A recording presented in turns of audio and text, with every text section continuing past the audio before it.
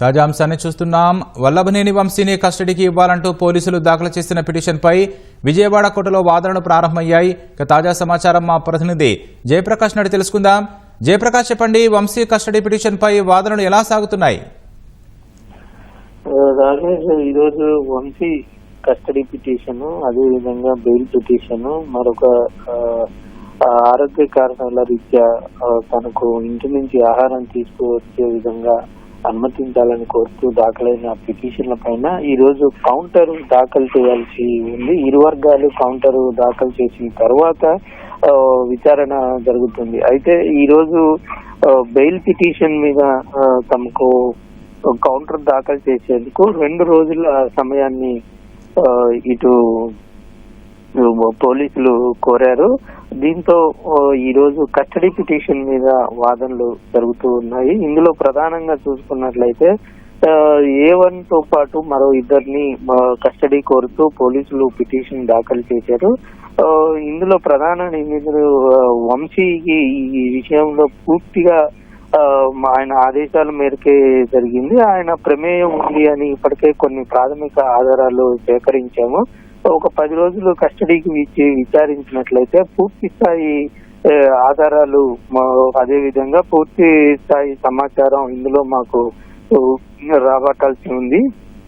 కాబట్టి ఆయనతో పాటు మరో ఇద్దరిని కూడా కస్టడీకి కావాలని ఆ పిటిషన్ లో కోరారు. ఇదే విషయాన్ని కోర్టుకి కూడా తెలిపారు. మొదట సత్యవర్ధన్ అసలు ఎందుకు తనకు ఈ గన్నవరం టీడీపీ కార్యాలయం పైన దాడి కేసుకి సంబంధం లేదని చెప్పటం వెనుక ప్రధానంగా ఇటు వంశీ హస్తం ఉందని, ఆయన ఒత్తిడి మేరకు బెదిరింపుల మేరకే ఈ విధంగా చేశారని తెలుస్తుంది. కాబట్టి ఇవన్నీ అసలు ఎప్పుడు వీళ్ళ మధ్య లావాదేవీలు జరిగినాయి, ఏ విధంగా సమాచారం వీళ్ళ మధ్య జరిగింది, మధ్యలో ఎవరెవరు ఉన్నారు అంటే ఇటు మొదట వంశీ అనుచరుల ద్వారా ఈ సత్యవర్ధన్ పరిచయమా, లేదంటే నేరుగా సత్యవర్ధన్ ని వంశీ కలిశారా, ఇటువంటి విషయాలన్నింటినీ పూర్తిగా రాబట్టాల్సిన అవసరం ఉన్న నేపథ్యంలో కస్టడీ కావాలని కోరారు.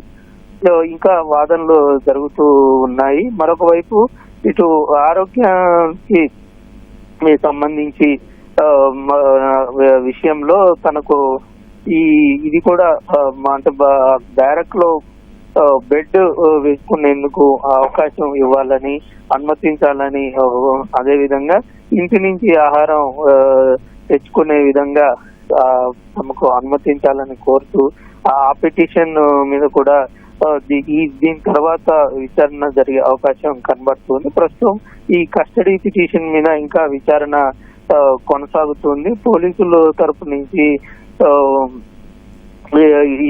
ఖచ్చితంగా ఇతనితో పాటు మరో ఇద్దరిని కనుక ఇచ్చినట్లయితే ఇంకా విషయాలు రాబట్టాల్సిన అవసరం ఉంది. కాబట్టి ఖచ్చితంగా ఇవ్వాలని వాళ్ళు వాదనలు వినిపిస్తూ ఉన్నారు. రాకేష్, ధన్యవాదాలు జయప్రకాష్.